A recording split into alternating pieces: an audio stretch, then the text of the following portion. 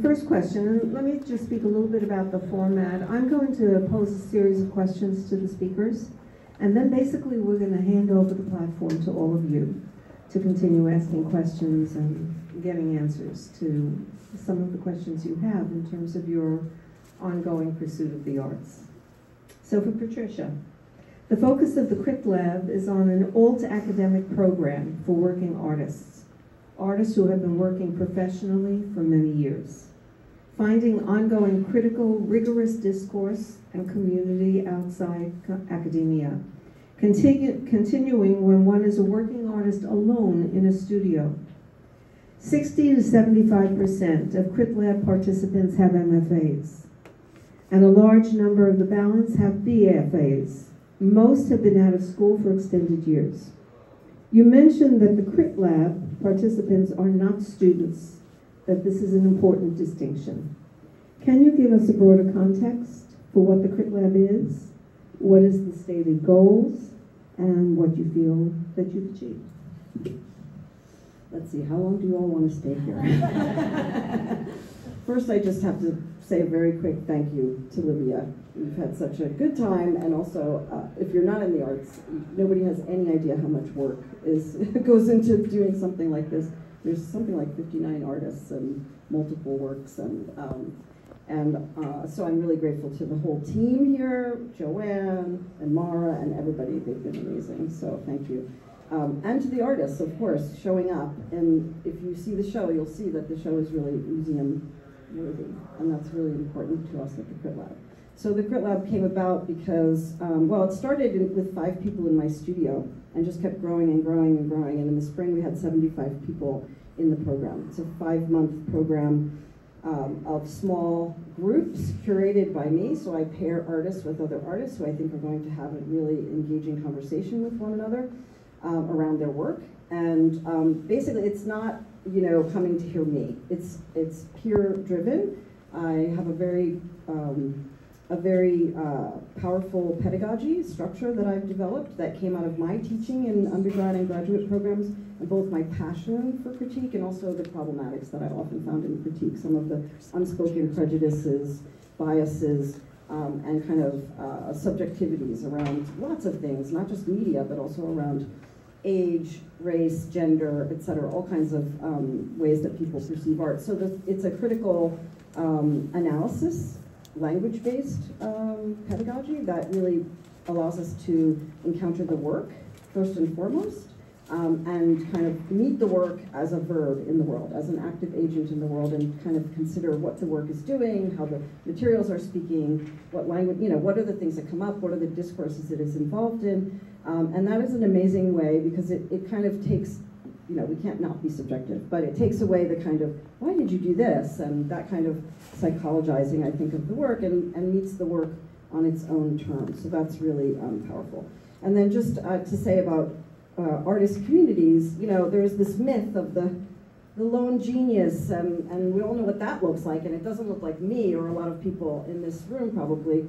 And I think that thinking about that we don't do anything alone, that we actually work in community. Our studios are solitary places, but our practice is embedded in the social space that we live in. It comes out of the person we are, the place we live, where we grew up, you know, all of the conditions under which our work is made, and to begin to not deconstruct, but to unpack and explore the various discourses in the work is a primary thing that we do in the lab. We make things, and the other thing about it that it does is it protects the creative process, because people always say, why do you work with lace? Or, you know, that my current material I'm working with is lace. Well, you grew up as an Italian-American Catholic. Oh, no wonder. And I said, well, I could name 1,000 Italian-American Catholic artists who don't give a crap about lace, right? So there's a mysterious quotient that's in the making of work. And our job is to attend to it, to be conscious towards it, and to recognize it and follow it, so that we make this kind of mysterious thing that is, you know, like an umami. It's not fully from us, right? It's a new thing. So, and then the last thing I'll say is Crit Lab, I think there's a lot of infantilization that goes on in some programs, like everyone's suddenly a student. These are working artists.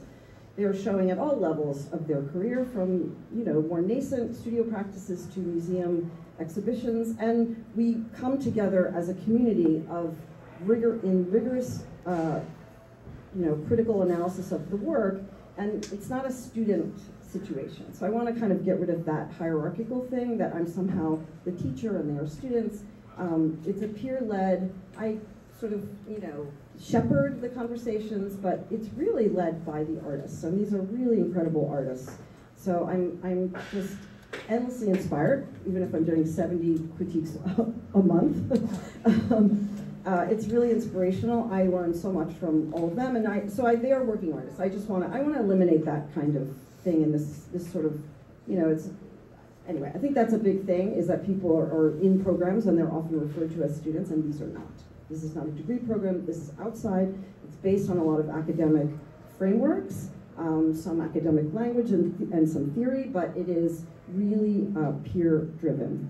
So, does that answer? Yes, that's good. Actually, I'm going to mix up some of my questions here because I think I see Jeanne and Carla Rae writing frantically.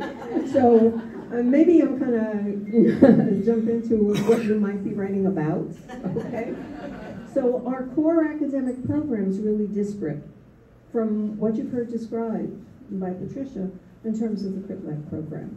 And then you can kind of weave in the different notes that you've been taking. So you can share that microphone, you can just pull it up. I was just taking down notes of what Patricia said. I already had my notes typed up and what I wanted to say. No, I think it's a marvelous thing that Patricia has created, and it's thoughtful, and I think numerous artists are in a position where they really want something like that, a rigorous group of peers with whom to work. It depends, I think, to answer Whitney's question, I think it depends on the program. What Patricia described sounds to me very much like the graduate program in a lot of places. The faculty in my graduate program were not even there. And it was my peer group of fellow graduate students that we were the Crit Lab for each other, and that was really important. But if you're talking about undergraduate, I can talk about that too, but I'm going to give this to Jeanne. I guess there's a huge difference between what happens on the undergraduate and graduate level and what happens after you're out of school and you're practicing art for a year or 50 years, right? And I don't think anybody here is interested in knowing about how to apply to a graduate program. You're all professional artists. I could talk about that difference, I guess. I think in terms of the notes I was making as I was listening to you, and I just think what you're doing is amazing. I think you should talk also about your salon. That's quite amazing. I think both of these artists have probably been much more active and focused and disciplined and expert in creating communal situations for practicing artists than I have. However, even I have to say, I started out, I come from Philadelphia. I didn't even go to art school. I mean, I did go to art school. I went for a while to the Pennsylvania Academy of Art, and I had a split major as an undergraduate, but I also had a split major in English literature and wanted to get degrees in that. So I had to really find my way into the art world. None of my family were artists. They were all like factory workers. I was the first kid to go to college. You can imagine it was like, whatever. I had one high school class in a Catholic school, which meant, I don't know even what it meant. They didn't even take it the least bit seriously. Although I did win the medal because I was the only person in the class. So it took me a long, long time, I guess, to find a community. That's what I'm trying to say. And in Philadelphia, I was a very late starter. In my late 20s, I had always been making art, and even was showing in these weird places in Philadelphia that were like, I don't know, pop-up things. But there was a gallery called Nexus Gallery. You probably won't have heard of it, but it was fairly legendary in Philadelphia. It was a very early cooperative gallery. And I got up my nerve to apply, and I got in. And I did 2 shows there, and you had to sit the gallery. You all know what a cooperative gallery is like, right? You sit the gallery, you go to the meetings, everybody pays for everything. Honestly, it was the best way to enter the art world. At a certain point, Philadelphia was not enough of a community for me, and I managed, not through my own steam, but somebody else's, to move to New York. And there I found people who were like me. It was like, oh my God, there are so many people here, and they're like me. And so they became friends, and out of the friends, you know, all kinds of things happened. It was the 90s. And I say this to my students. I have taught, as Livia said, since 1993 at SVA, but I've taught since I was 22 years old, and I'm 74, at various institutions. I'm losing my train of thought here, but at any rate, when I found this group of people, it was in the 90s. I came in the late 80s, early 90s, and the art world was falling apart again. You know, galleries are going bankrupt. There was no money around, which meant that, delightfully, there were all these alternative spaces. Many of them were artist initiated, right? Artists run, artists curated. All my friends were doing these things. They were curating shows, and they would say, oh, you know, have Jeanne, and I would say, have so-and-so. And so honestly, whatever, you know, whatever career I have, and it's not necessarily very stellar, came out of that, came out of my peers. It literally came out of my peers. And out of that came other things, curators and things like that, not just for me, but for others. And I just can't speak highly enough of how important it is to have a community. I love being alone in my studio. It's like eating cream to me. And I'm a sculptor, so I need help a lot, especially now that I'm ancient and I can't lift very much. But I have to take a Xanax when the assistant is coming, because I really just love being alone. However, there's a point at which you're alone, and then, you know, the work is not finished in some ways, too. You can get it out there in whatever way you can get it out. This is how I feel. It doesn't matter how it gets out there or who sees it, just some sense of it's having left your studio, right? And for that, you need other people. And what you need most, I think, is other artists.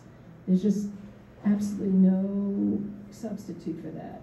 So I'll stop talking in a minute, but and I can talk about the difference between what we teach in art school and what happens after art school, if you like, at some point. But even as the years went by, because I'm 74 now, and I came when I was in my late 30s, and everything was very, very, very collaborative, or I should say, artist-initiated, community-oriented, until more money came into the art world and, you know, things changed. But even then, you know, just a few years ago, well, maybe 10 years ago, I got involved with another artist collective. I won't give you their name because we try to keep anonymous. But it was amazing. We,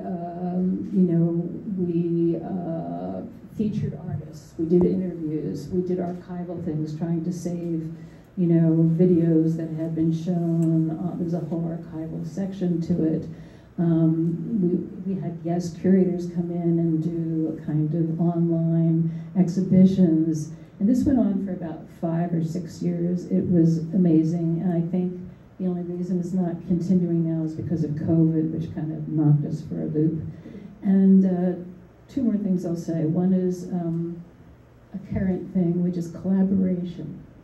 I don't know how many of you have actually done collaborations with other artists. It's something that I'm pretty like internal and, you know, a bit of a loner, so I resisted it. But again, recently, in the past, I don't know, 10, 15 years, I did 3 collaborations with other artists, and it was amazing. It was amazing. And they each came, one came at my instigation, the other 2 came at the other artist's instigation, but they came at a moment when I was feeling like really, really low. Really low. And the excitement and the energy of working together on a project and trying to get it out there in the world, and the intellectual stimulation of it was extraordinary. And what's even more extraordinary is that I've remained friends with all these people. And I'll just tell you one final story, and then I'll stop talking. I either don't talk or I talk too much. So this is just a funny story about artist communities and collaboration and how funny they can be. So when I first settled in New York in the late 80s, and I had all these friends who were artists, a lot of them women artists, of course, mainly women artists, and we would get drunk and start to sing, start to sing. None of us could carry a tune. And beyond that, I, for one, couldn't remember lyrics, right? But we would have a great time, and then we'd go to a bar, get drunk, and we'd sing, just at our table. And finally somebody said to us, "Are you like a singing group?" And we said, "Yes, we're a GAG, Girls A Cappella Group." Which to us was just this hilarious joke, right? And believe it or not, through somebody's contact with somebody, the goddamn Palladium got in touch with us and wanted us to come up and sing. And this was at a time when none of us could get our work shown. So I guess it's a story about the power of collaboration, that's all. And I'll stop talking now and hand it back to Livia for her next question. I just want to say, amazing things happen when artists get together. That's all I can say. Can I just piggyback on what Jeanne was talking about? Yes, collaboration is very, very fruitful for artists to do. It seems impossible because you're trained to be this solitary ego, and really you're the genius, so you shouldn't have to deal with anybody else's ideas, but collaboration is very fruitful. I also am a strong believer in encouraging students in the undergraduate situation to collaborate with each other. I think that's a skill they can learn early on. And in the probably 15, 20 years that I had collaborative groups in the classroom, there was never one argument that I heard of that could have happened behind the scenes. Everybody loved what they did. There were never any slackers in the groups. Collaboration was a very important skill to have in that group. I also want to say that Jeanne won my heart when she said that she had a split major with English literature, because one of the things I wanted to emphasize here tonight is that I am a passionate believer in the liberal arts education. I think artists need to have something to say when they get out in their studios and they want to put work out into the world. I also think that there's an incredible amount of cross-fertilization that goes on when you sing as an artist, or when you speak to poets, or when you learn about English literature, or any literature, when you learn a foreign language, when you study science. Some of the most profound artists of our day have one foot in the science community, psychology, any one of those humanities areas. I want to look at the work and be involved with the work of people who've had at least that kind of undergraduate training, so that's just my high horse. Which is a good segue into the next issue I'd like to explore a little bit. The two of you have spoken in some ways about not having a specific methodology, kind of just going with your gut feeling, but you're also working within institutions, and the Crit Lab as well, that's introducing certain methodologies that maybe you feel are triggering a pathway towards the independence and towards a different type of dialogue, towards a different type of thought process. So I wonder if you could speak a little bit And, you know, you're coming out of an academic setting. Are any of those core classes that you're being asked to teach, are they informing the artists in a way that will help them grow? Or are they simply because they're part of the core curriculum? And that goes also to the Crit Lab, because even though it's not a student organization, it's not a formalized structure, you're using certain methods in order to spur on discussions. Even in terms of, and I'd like you to speak a little bit about this pairing you do of artists so that they can work together. And do the artists come together as a group, as a larger group, as well as within, you know, a pairing structure? And then the role of the bar in terms of breaking down barriers when you hang out together. Those are about 4 or 5 questions. I grabbed the mic as soon as you started talking about core curriculums. Sorry, do you want to speak for? Okay. Because I've taught in numerous situations over numerous decades, and the decades makes a huge difference in terms of the curriculum. But certainly the college environment makes a huge difference, and where you are located. So I've taught in the Midwest. I've taught in the Deep South, in Mississippi of all places, for 3 years. I've taught in upstate New York. I've taught at SUNY, CUNY schools, and I taught at a Catholic women's college, which is Marymount College, which is a wonderful college in Tarrytown, New York. So each one of those institutions had its own curriculum, its own ideas. Sometimes what they called a curriculum was a smorgasbord. You know, take as long as you take credits in whatever you want. They're all electives, and as soon as you get enough credits, we will graduate you. And then there are some that are simply rehashes of what the faculty did when they were in school.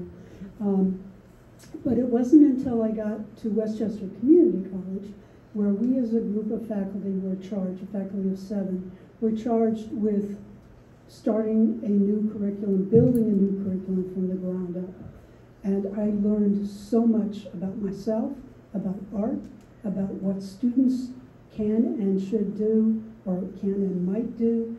It was a wonderful process. Our guru was our curriculum chair, Dr. Melissa Hall, and she led us to understand that you build, now certainly a community college has a different focus than a 4-year college or a graduate school. So a community college is charged with preparing students to apply to SVA or SUNY Purchase or SUNY New Paltz or Pratt or Parsons or any one of a number of schools. And when you're building a curriculum, you work backwards.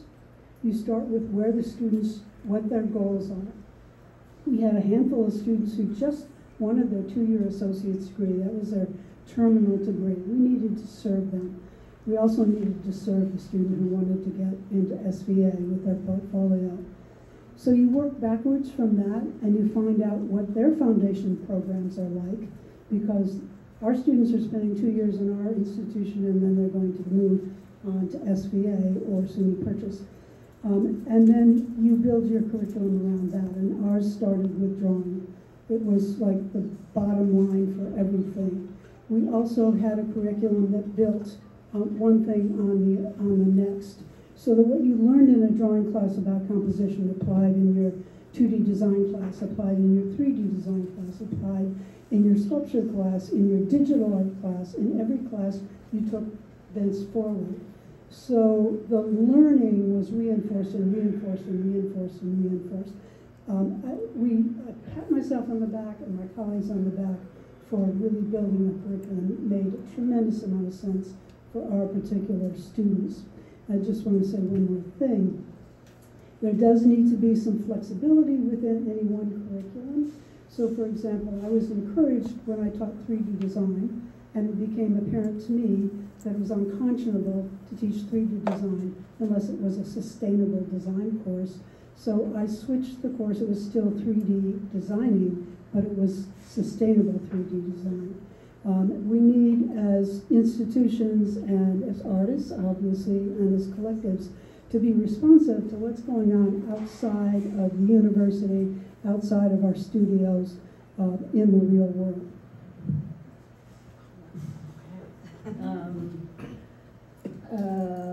I want to respond to a couple of things you said, which I think are really important, but I guess just to go back to what I think was your kind of synopsis of your question, what is the difference between what happens in school and what happens after? And how does the core curriculum at an art school prepare students for life after, or does it? And my answer to that would be, it does and it doesn't. They learn, as I'm sure most of you who went to school, not myself, art school know, if you were a fine arts major, you literally come out with the most amazing set of skills. I mean, you can do welding, you can do carpentry, not to mention, ceramics and sculpture and all the things we think of as traditional art, but all these other things too. And nowadays, at a place like SVA, and I think most art schools, there's a whole digital lab for doing both 2D work and for doing sculpture. We have digital sculpture machines. We're very much investigating AI, not to implement it necessarily, but it seems to be the thing we all have to confront, no matter whether we're young or we're old. So there's a lot of investigation in terms of conferences and meetings about AI, and we're all trying to sort of figure that out. So I'd say SVA is sort of, doing quite well in terms of staying on the cutting edge of technology while we're maintaining things like drawing, painting, foundation sculpture, although that's in some danger, believe it or not. Welding. We have a fiber arts program with digital fiber arts as well. We have, of course, print. We have basically everything you could want. So that's great. And in our school, the big fight politically is between the illustration department and the fine arts department. And the illustration department has a huge number of students, so they're much more powerful than we are. So our enrollment is dwindling, and illustration will no longer let us have their students for foundation courses. At any rate, I guess I would say that, the myth is, and I'm sure the myth has always been that anything except fine arts will get you some kind of job, or is more likely to get you some kind of job. The fact is, and somebody from Parsons wrote a book on this a few years ago, that if you have a fine arts degree, forget even being an artist, you are trained to do so many different jobs. You can be an architectural model maker, you can be pretty much anything you want to be. You can build your own house. So your skills are amazing, and that hasn't changed. It is not the case, and has never been the case in all the years I've been at SVA, that anybody has really talked in an overt way about the nitty-gritty of the art world. How do you get a gallery? Do you even want a gallery? How do you sell your work? How do you get a job? How do you get a studio? How do you survive? How do you stay in this business until you die? Because nobody retires, right? Very few, there are no courses devoted to this. And in a way, none. You should come and teach one.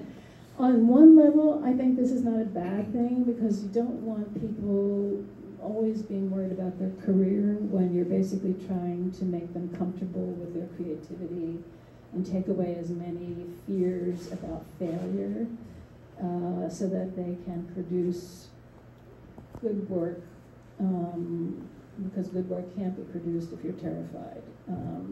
On the other hand, it is a kind of negligence. So I try, certainly with my seniors at any rate, to tell them what I know about the business of art, which is not a whole lot, because I'm not a very good business person, but I know certain things, and I have stories from other people about that. But that's a big gap, I think. And then, of course, as I'm teaching the seniors, they're just absolutely terrified, as they well should be, about what will happen to them. They've had 4 years of making art, which has been, you know, incredibly tense and all of that. You know, all these teachers coming in saying, destroy this, and the next teacher coming in saying, this is the best thing I've ever seen. You know, so they're totally confused and all. It's very hard, but what's really terrifying is they have no notion how to get from their senior year into their life as a professional artist. And so I talk to them in the way we're talking now, like it's about community, it's about sticking together. Many of them going together to rent a building, and they build it out so they have studios. And I tell them in New York City it can take at least 5 years to get the job that allows you enough money to get a studio and a place to live, but also allows you enough time to do your work. And meanwhile, you're hopefully still staying connected with your community, because it's your peer group who will have shows. They get together, they make shows, right? And they recommend their work to each other, to the people who come to see them. This is how it happens in a very, I hate the word networking. I hate the word networking.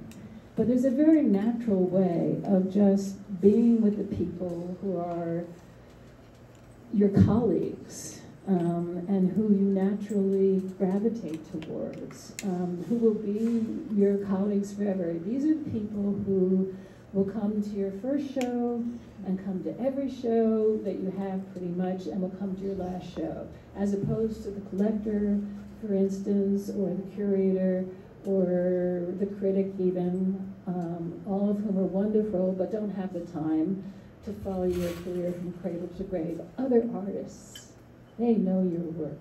They know it from the beginning, through the middle, all the way to the end. They are your faithful audience, okay? It's not all, you know, it's not all light. You know, you have fights, you have arguments, you know, not speaking to so-and-so, somebody's hurt your feelings, you know how it is. But basically, they're your community. And I tell my students that there's no path here. It's not like being a lawyer, it's not like being a doctor. You can't say, go here, go there. Yes, you can go to a very good graduate school. And I taught at the MFA program at Columbia, which is the other thing I want to mention, for 7 years, at the time when it was at the height of its powers. By which I mean, this was the moment in the early 2000s, I guess, I can't quite get the dates right, when it was a 2-year program, and at the end of the freshman year, there'd be a show of freshman work, and Mary Boone would come, and Gagosian would come. One of my students briefly was Dana Schutz. You know,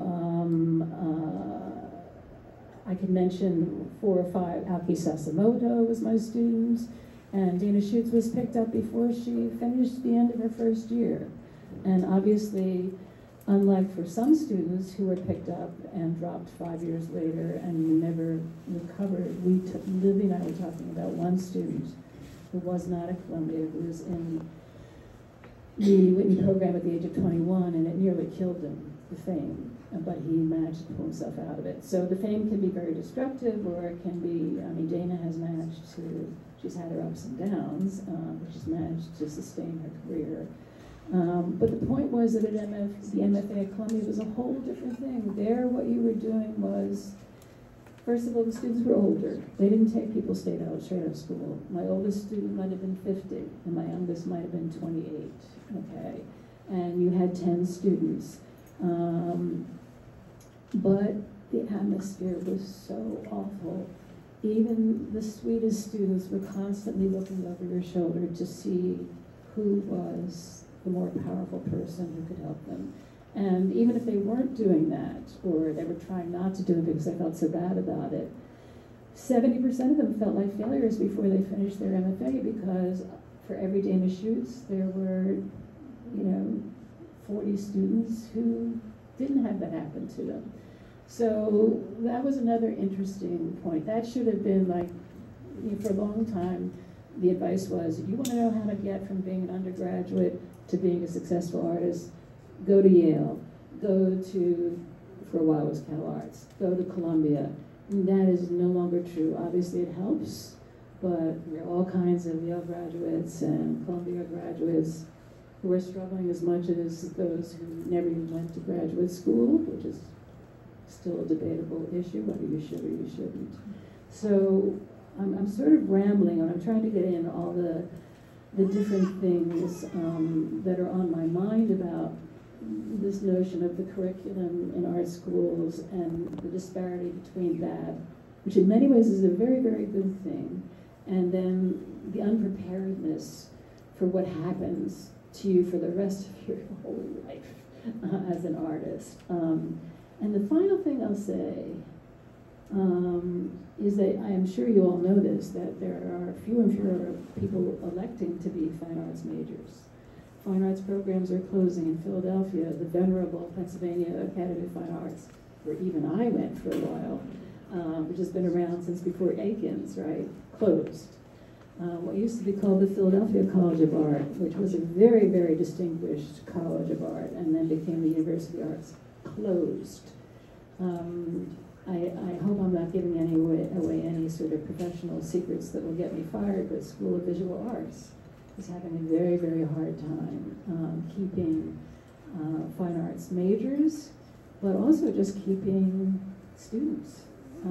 So there's some major shift happening in America, at least, which indicates that young people either don't want to be artists or certainly don't want to follow the traditional route. So I'll just end on that note for a moment. Okay, I'll jump in. Take us out of the school, although I think you can't generalize about programs. I think there are programs that I've taught in undergrad and graduate programs where it was complete chaos and, you know, and just so dysfunctional, and other ones where I was like, this is the most amazing group of humans I've ever worked with, and those people I'm still very close with. And I think that the whole issue of, you know, fine arts is related to kind of political and social and economic questions. I think just as many people want to be artists, it's just that they don't know that that path is the way to do it. I think that in the Crit Lab, there's been people who've come in and wanted to do MFAs, and we've talked about it, and they made the decision to do an MFA. I've seen people here who did that and come back to the Crit Lab after. Because again, it's not a course, it's a way to come together on a monthly basis and share your work with artists in a kind of rigorous environment.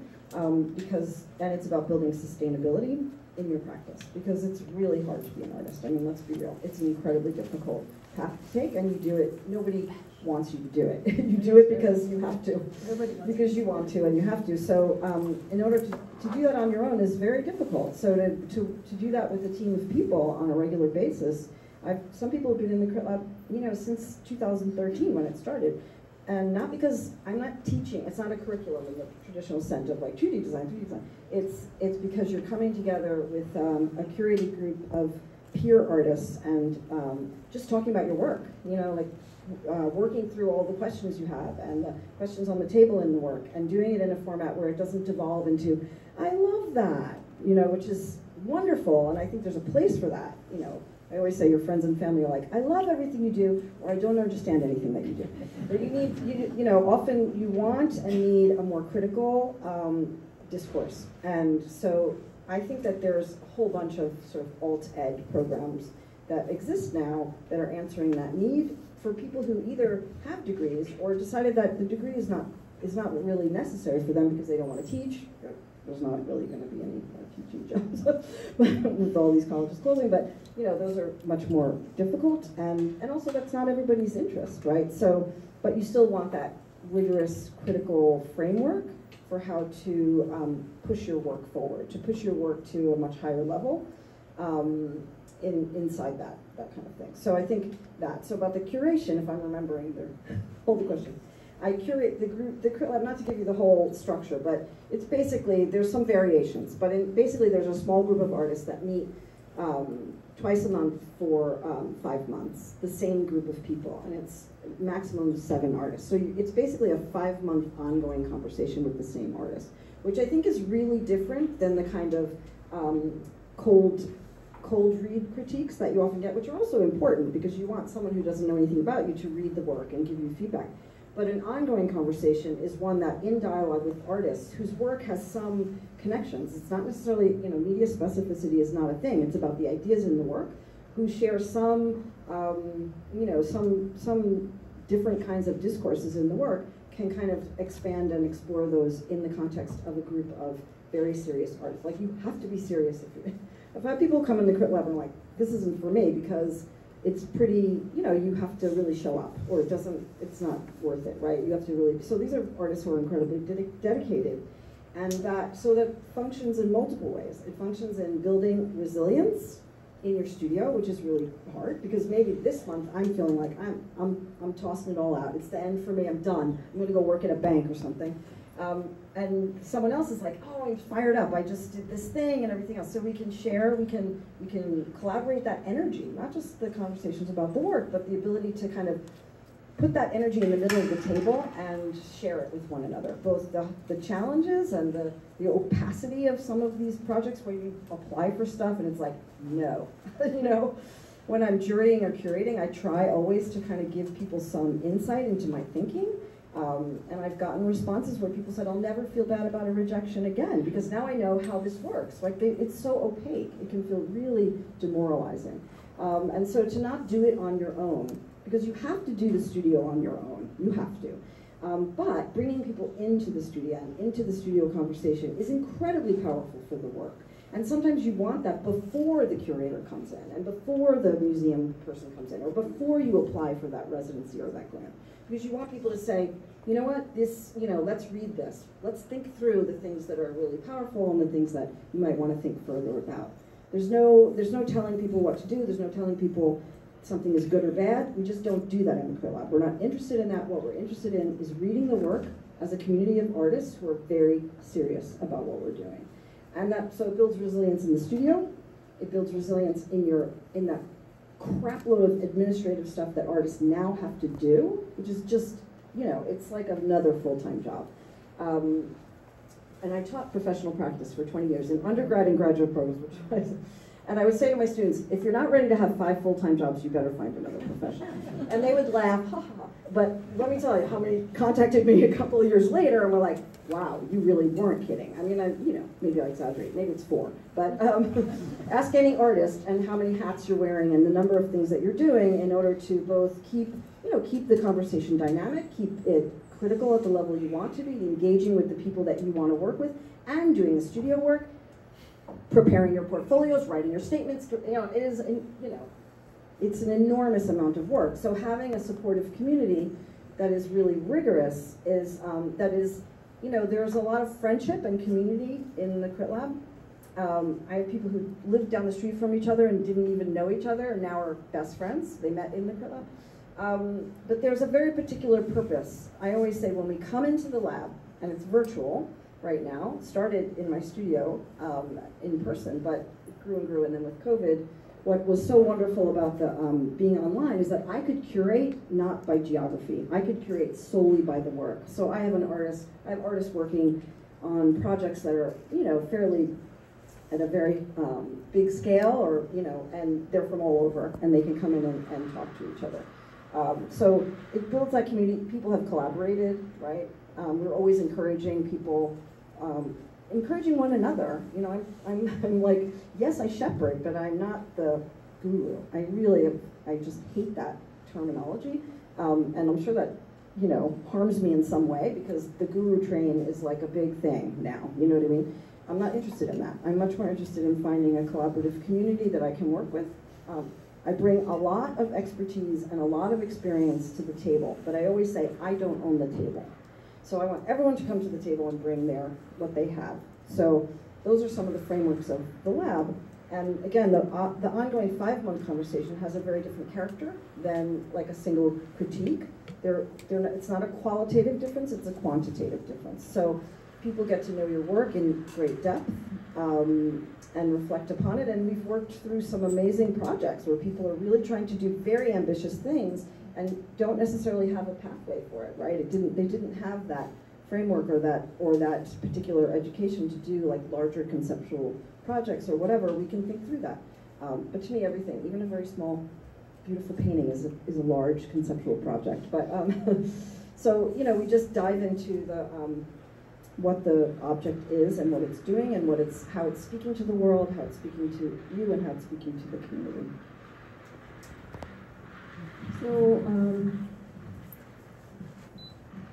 So, When you speak about the Crit Lab, you know, if I'm signing up for a graduate program or an undergraduate program, I'm committing to a certain amount of time.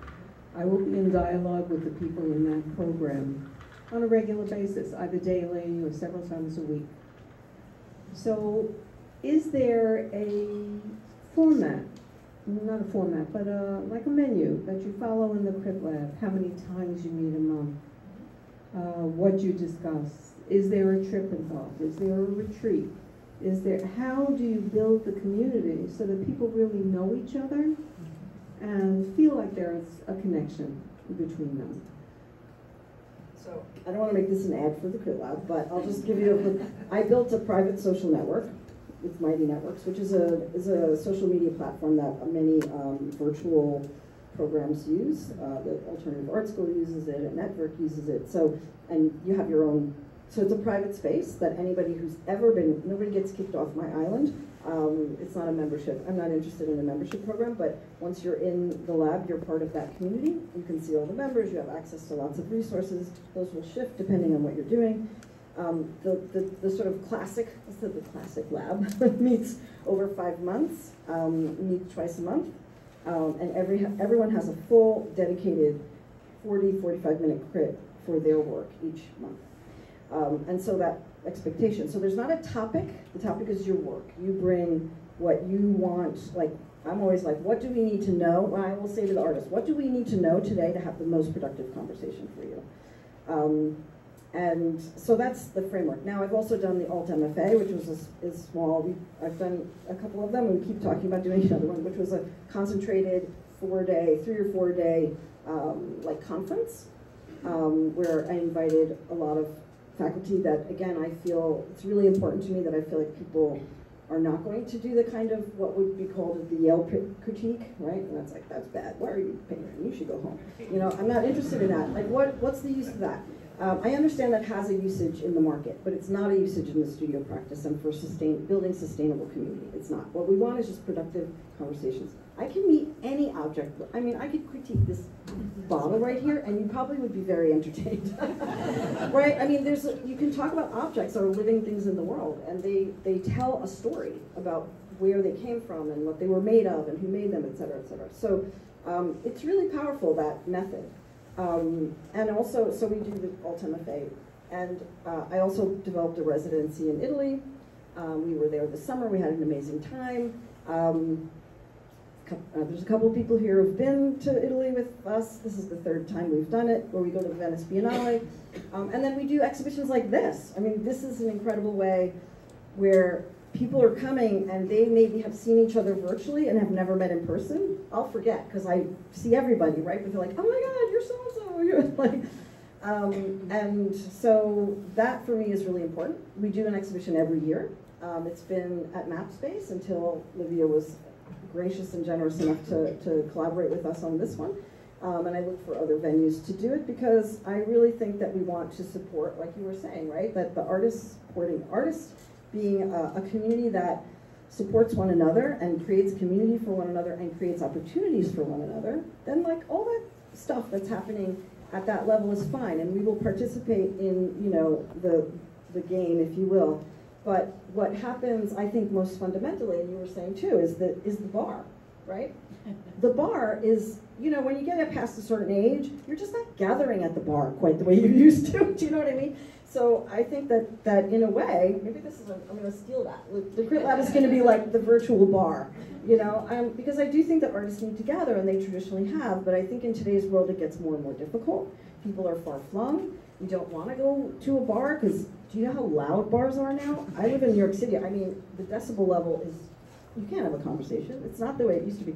Anyway, I think it can be, I think the bar model is really powerful and important, and any opportunity we can get to gather like this is incredible, and we bolster one another, and we support one another, and we push the work to another level. I've seen work transform simply through the conversations with other artists.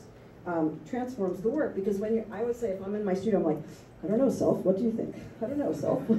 Like at some point, I have to get the work has to be looked at, and not from the market perspective. It has to be looked at and given some criticality without it being measured against, whether it's going to be good for a market-driven thing. And then that protects the sort of creative experience that when we don't know, the best art that's made is art that you didn't know you were going to make.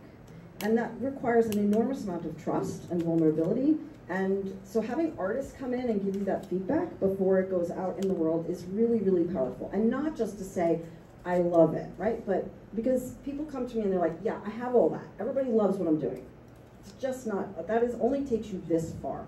And the last thing I'll say quickly is that in my experience, having worked with as many artists now as I have found that if the work is not given some kind of critical feedback and not just market-driven, and everybody gets it in different ways. This is a formalized, the Crit Lab is formalized. People do it by building collaborations, community, et cetera, et cetera.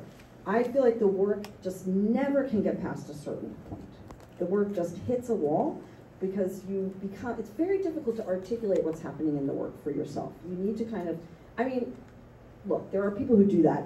They're really extraordinary. Most of us mere mortals need some feedback. Do you know what I mean? So, I just feel like I've worked with people where if they can't enter into that critical dialogue, the work just goes to a point and it just never gets past it. So we kind of just read the work and say, tell me what we see and what we feel it's about and all of this. You get to decide whether that agrees or disagrees with what you're thinking, or whether you want to move towards or away from that particular thing that's showing up. But I'm always like, if you're not surprising yourself, you're probably not surprising anyone else either. So it's the surprise, and that requires like a tenacity that is, like in the belly, because it's really hard. So to be in the studio and be like, I have no idea if what I'm doing is total shite. You know what I mean? Or if it's really good. I don't know. And the sort of, the impulse to rush in and to kind of like make it nice, tuck in the skirts, make it all comprehensible, is so strong because we all want to be nice. We all want to be liked. And the work that's not really what the work wants. The work wants that wildness.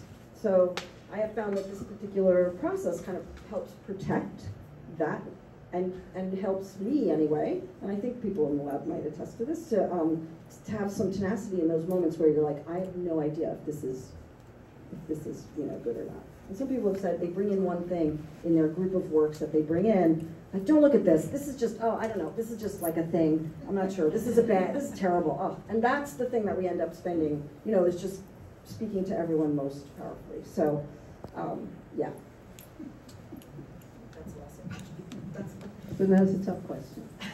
So, there are people out in the community, there are artists in the community. How do you find a program that speaks to your needs as an artist? First, you have to identify what the need is, but you have a hunger. You want to learn more. You want to know more. You want to talk more. You want more people to see your work. How does an artist go about finding this program? Through other artists, number one. The internet is an amazing thing. Instagram is not, but the internet is great. But I think you have to think really carefully about what it is you're looking for. As I'll say about the Crit Lab, there's a moment where it's going to be, it's not for everyone, right? You have to kind of think about what it is that you need and what you want, and also balance it against all the practicalities of time and finances, etc. But also, like, what are you willing to be vulnerable about?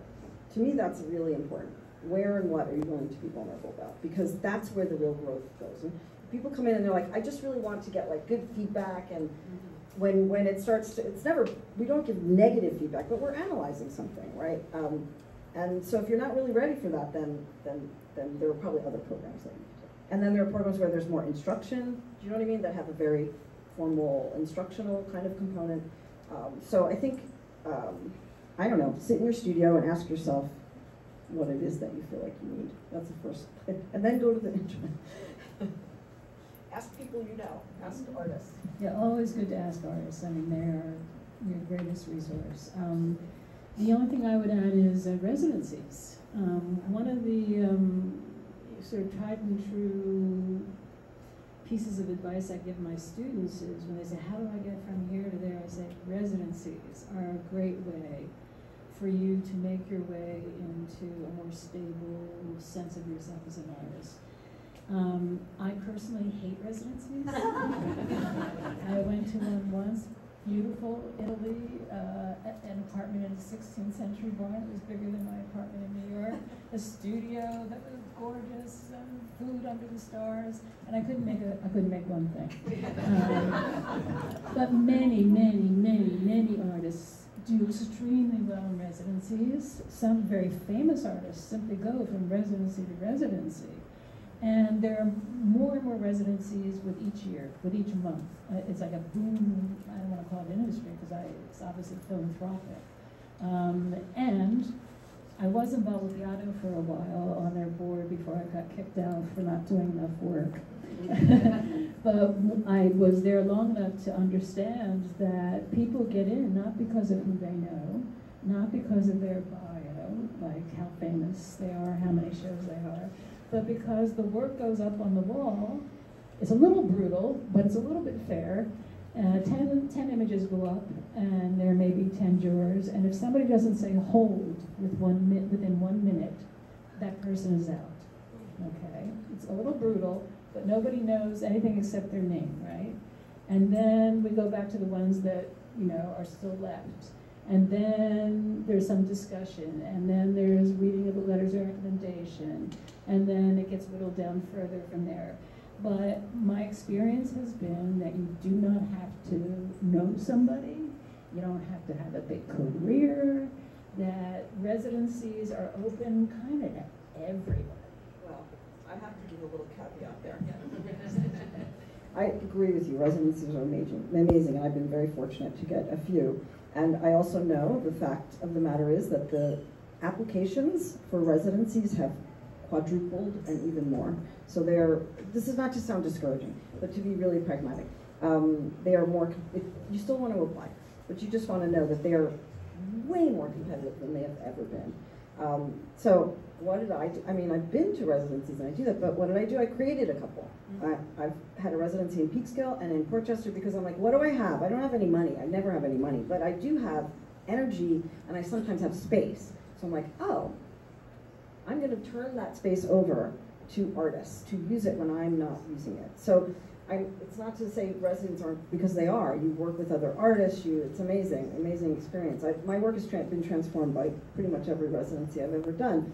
But I also think that we can create things when we feel discouraged by the list of rejections. And I mean rejections now because of the level, like if they're getting 4,000 applications for like 20 spots, I mean it's just, it's a lottery.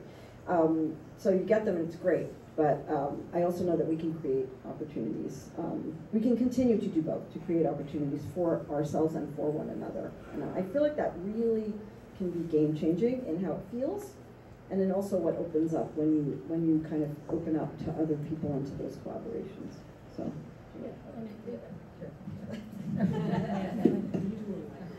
I just say it's precisely because I think people like you are offering more residencies that there's this explosion of residencies. So that yes, maybe the more prestigious ones are harder to get into, but then there are always brand new ones in all kinds of places. And then once you get into one residency, guess what? It's easier to get into the next. Guess why? Because they know you're not going to misbehave. The thing that residencies hate more than anything is an artist who comes in and acts out and is unpleasant. But once you've had one under your belt, it's easier to get the second. Now, this may not be of interest to people because, first of all, most of us have jobs. And a lot of us can't leave our jobs to go for a residency, or families, or whatever. But residencies are also different lengths. Some are for a week, some are for a year, some are for a month. Did you want to say something? Yeah, well, actually, some are for 2 weeks also. Salt and Stall in New York only has residencies for New York artists. And I love how they designed their program. Eventually, they made it free to apply for any New York State artist. They also set up residencies for teachers. At a time when teachers could be there. They also have just recently set up shorter residencies for parents, parents of children, so that because you can't be away for a very long time. So I really admire how they've structured them. But the other thing I find about residencies, and it depends on the residency, but oftentimes you are there with poets, and you're there with filmmakers, and you're there with writers, and you're there with photographers. So again, my favorite word, cross-fertilization, goes on a lot at night, and I mean all the time. Also, I do remember at Salt and Stall one evening, we sat in the dining room talking, and we were talking, and there were no lights on, and it was 11 o'clock, it was pitch black, and we're sitting at the table still talking. And we didn't leave till midnight, and, but that's the kind of thing that a residency is very good for. I did the Salt and Stall, and they even pay artists. Yeah, you get a stipend. So I think I'd like to open the floor up for anybody who has questions that they would like to direct. Yeah. Yeah, okay, just where I'm personally situated. I am a spouse of a critical participant. I was a business dean, and I'm more of a pragmatic person. I understand the thing about not wanting to produce to the market, but we did have an art gallery in our business school. But I'm a little bit having whiplash because Thursday night heard the two authors of Your Brain on Art, I think Magson and Ivy Roberts. They're Ross, and they're my question is going to be around the role of the artist versus the role of art in the social net or the environment, because I get a little depressed when I hear about public education axing art, music programs, and then we talk about the death of art schools, but yet they had a fairly optimistic picture. Things more funding from NIH, no more scientific-based stuff related to art, and the role of art in a larger society. Because sometimes I wonder, are we really geared towards supporting a more elite group of artists, or are we more concerned about generating a larger role of art in the social environment? So that's more, because I also think about, well, what's the interrelationship between the art critic and the non-art critic? So I'm not entirely sure what the question is, but I think that it's a good one. I think that it's not like we don't talk about how to live as an artist in Aquila in very pragmatic ways.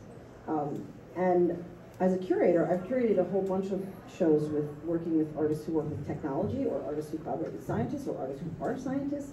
I think one of my personal things is to find ways to make visible the fact that artists aren't like in some cold water flat in the attic. They are working in society, and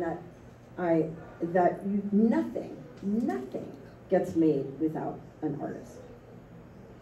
Because it's the kind of creative thinking. So what you were talking about, the liberal arts education, and an art education, I mean, and if you have an art education, in some ways it's the best education, because you're learning how to think critically and analyze things, and to make something from nothing, which is incredibly difficult. So I think we need more artists, and we need more art. The problem in our, and this is not a downer, because I think there's more art, and it's integrated everywhere, and people are doing more crafts, and all this stuff and all that is really powerful and positive.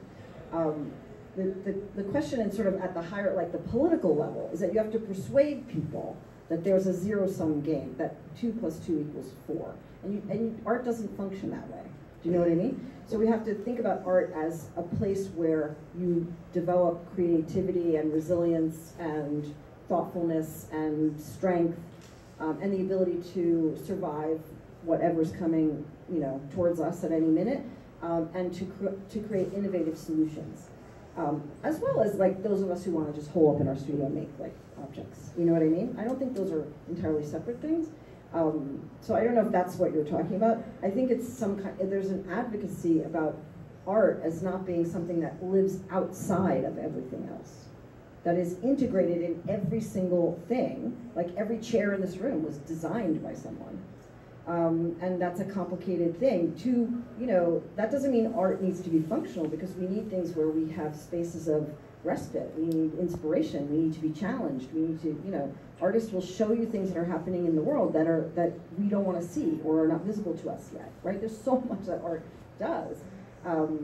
So I think artists do that. We need people like you to help us make that visible to other people too. We're doing it.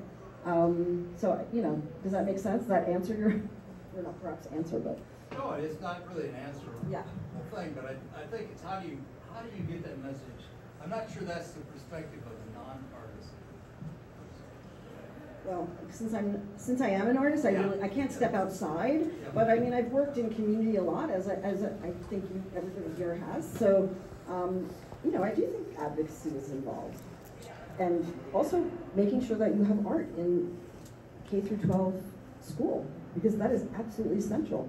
Art is an imagination. Imagination is hope. Without imagination, you have no hope. Without hope, you have a nihilistic thing, and we witness the results of that. So.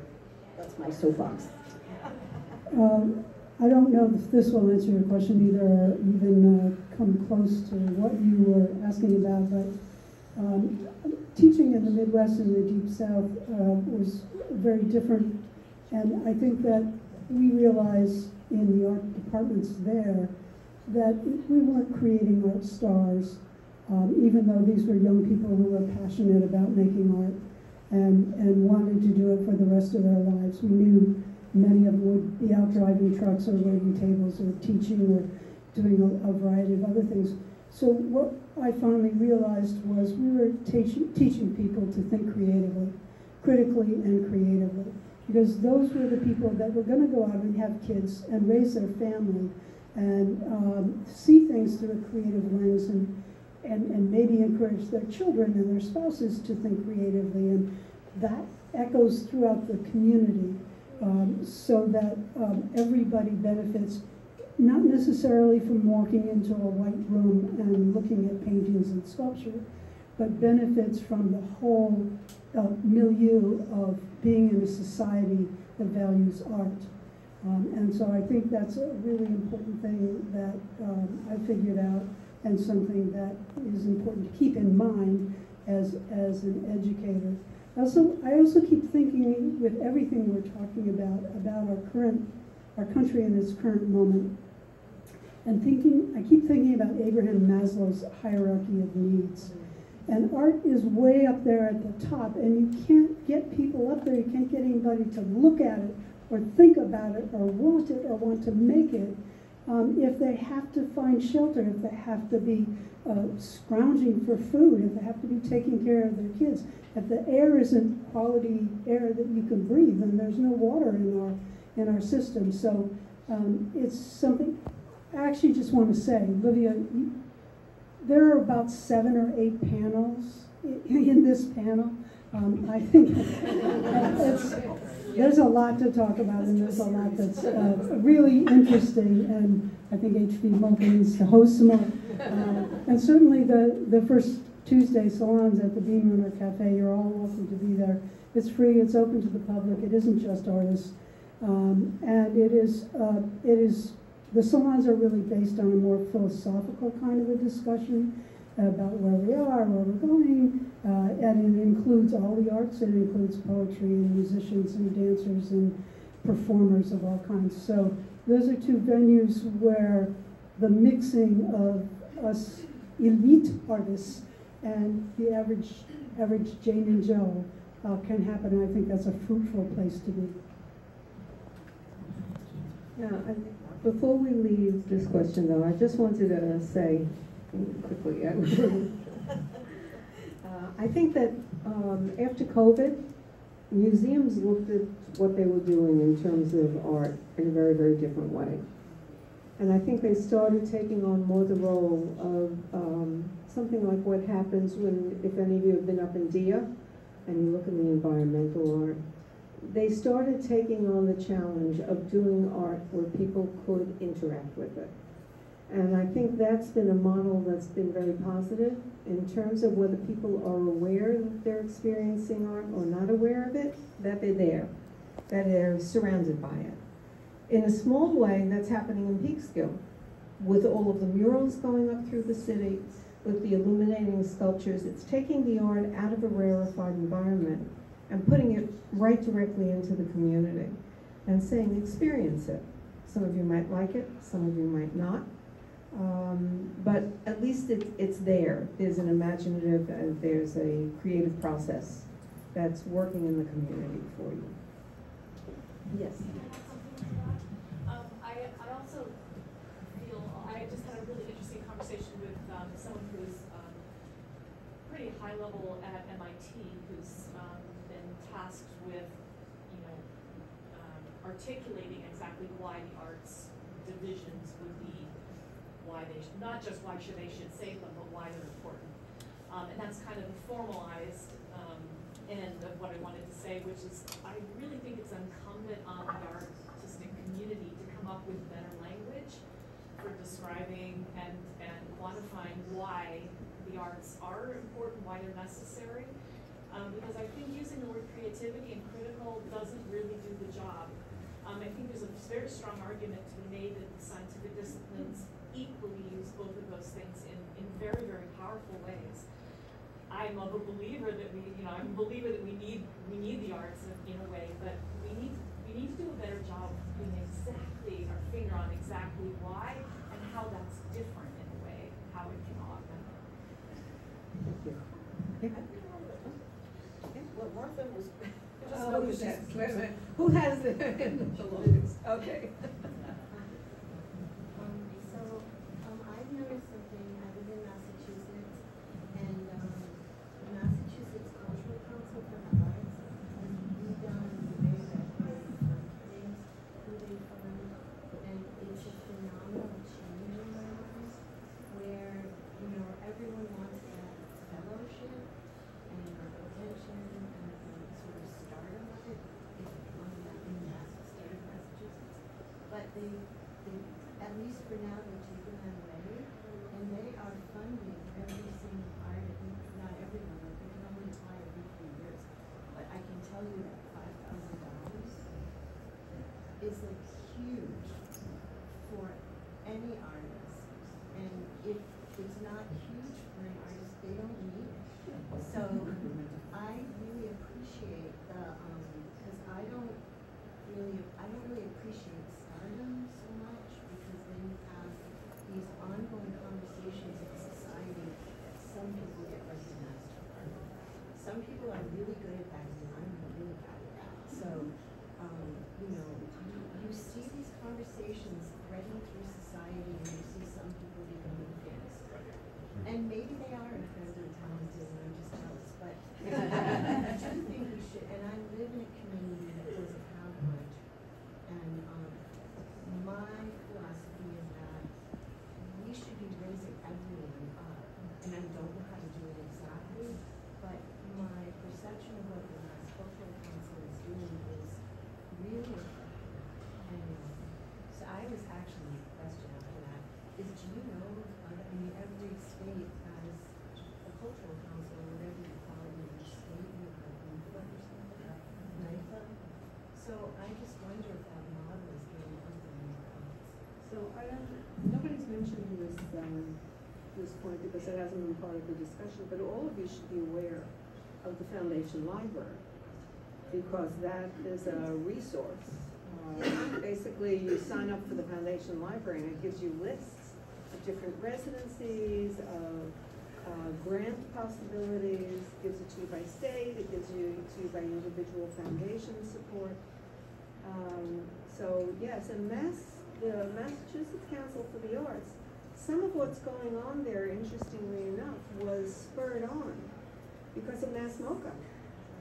I'm sure. And Mass MoCA made its imprint, and then all of a sudden, other people are turning around and saying, there is a place for the arts. But they're not, but what I'm saying is that not in Massachusetts, if you're an artist, or if you have a nonprofit organization, you all of a sudden have more of a chance to piece of the pie, rather than a few people getting all of it. That's what it is. Yeah, I think Connecticut has also done that. And it varies a lot, those states. Yeah. And also, just within Westchester County, I mean, we're not dealing about the whole state, but within Westchester County, you have the Westchester Council for the Arts. And they basically are an organization that distributes funding. So an artist can apply, and it could be a $1,000 grant, it could be a $5,000 grant, or $2,500, right? Whatever, you're asking for it, but they're available for artists. That's why I raised the issue before. How does an artist find out about where to look for these things, how to find them, and how to get the support that they deserve? Isn't what you mentioned, isn't it sort of a European model? I mean, don't some of the countries in Europe distribute to artists that way? I think actually that it's who they, I don't want to take this off to the wrong direction, but there's just a different model of funding, and it's state run, and it's who they appointed as a director, actually. There's a little bit of a distinction, though, with an organization like the New York Foundation for the Arts, because there are so many artists in New York State, and so it's got to be, nobody has enough money to fund us all. I think it has to be a much more rigorous process.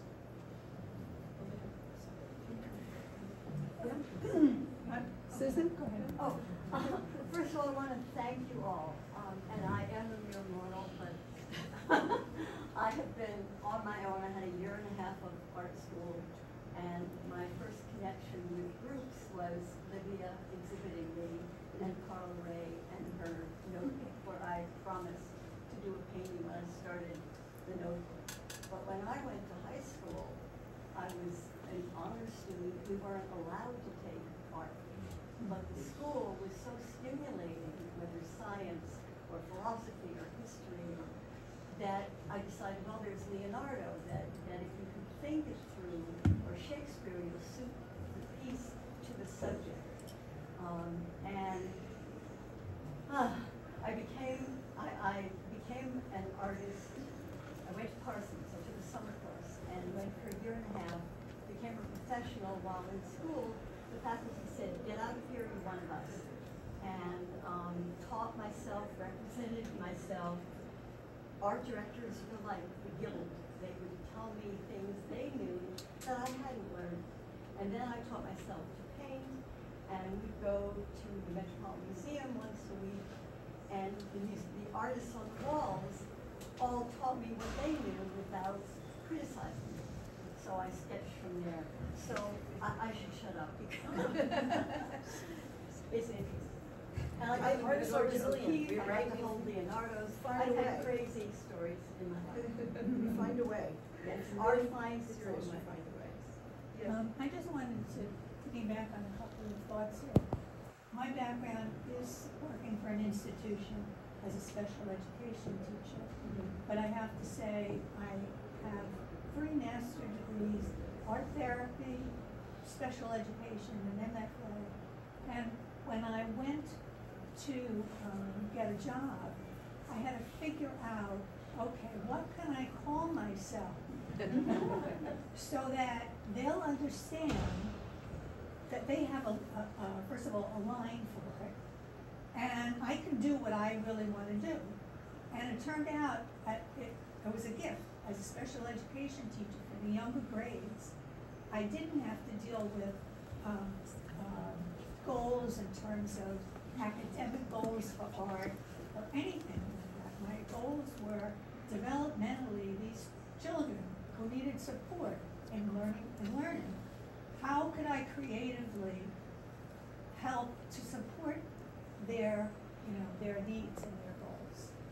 And further, for several years, I had art therapy interns come for free to the school, and I would give them a schedule of all kids that they could support in going into the different classrooms. So I guess what I'm saying is, sometimes it feels like the vocabulary is, okay, whatever you're saying, I can do it. But I'm not gonna call myself an artist, you know, or anything like, you just institutionally have to navigate around. So.